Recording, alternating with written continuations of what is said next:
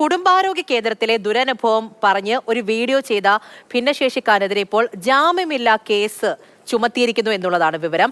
മലപ്പുറം ചേലേമ്പ്ര സ്വദേശിയായ സുബൈറിനെതിരെയാണ് കേസെടുത്തത്. സുബൈറിന്റെ പരാതിക്ക് പിന്നാലെ ആശുപത്രിയിൽ റാമ്പ് സ്ഥാപിച്ചു. 80% അംഗപരിമിതിയുള്ള സുബൈർ ട്രെയിൻ ടിക്കറ്റ് നിരക്കിളവിനുള്ള മെഡിക്കൽ സർട്ടിഫിക്കറ്റ് വാങ്ങാനാണ് ചേലേമ്പ്ര കുടുംബാരോഗ്യ കേന്ദ്രത്തിലെത്തിയത്. കുടുംബാരോഗ്യ കേന്ദ്രത്തിൽ ഭിന്നശേഷിക്കാർക്കായി റാമ്പ് ഇല്ലാത്തതിനാൽ മറ്റു ജീവനക്കാരുടെ സഹായം തേടിയെങ്കിലും ലഭിച്ചില്ല. വീൽചെയർ ഉപയോഗിക്കാനാവാത്തതിനാൽ നിലത്തിഴഞ്ഞു ചെന്നാണ് മെഡിക്കൽ ഓഫീസറെ കണ്ടത്. ഇതിന്റെ വീഡിയോയാണ് സമൂഹ മാധ്യമത്തിൽ പങ്കുവച്ചത്.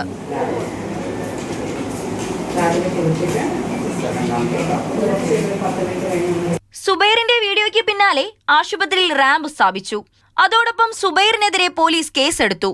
മെഡിക്കൽ ഓഫീസറോട് അപമര്യാദയായി പെരുമാറി സമൂഹ മാധ്യമങ്ങളിൽ തെറ്റായ പ്രചാരണം നടത്തി എന്നതാണ് പരാതി. ചേലേമ്പ്ര കുടുംബാരോഗ്യ കേന്ദ്രം മെഡിക്കൽ ഓഫീസറുടെ പരാതിയിലാണ് പോലീസ് കേസെടുത്തത്. ഹെൽത്ത് കെയർ സർവീസ് പ്രൊട്ടക്ഷൻ ആക്ടിലെ വ്യവസ്ഥകൾ അനുസരിച്ചുള്ള കുറ്റമാണ് ചുമത്തിയിട്ടുള്ളത്. ആരെയും അപമാനിച്ചിട്ടില്ലെന്നും ആശുപത്രിയിലെ അസൗകര്യം ചൂണ്ടിക്കാണിക്കുക മാത്രമാണ് ചെയ്തതെന്നും സുബൈർ പറഞ്ഞു.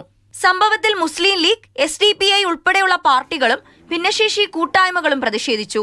കേസ് പിൻവലിക്കണമെന്ന് സംഘടനകൾ ആവശ്യപ്പെട്ടു. മാതൃഭൂമി ന്യൂസ്, മലപ്പുറം.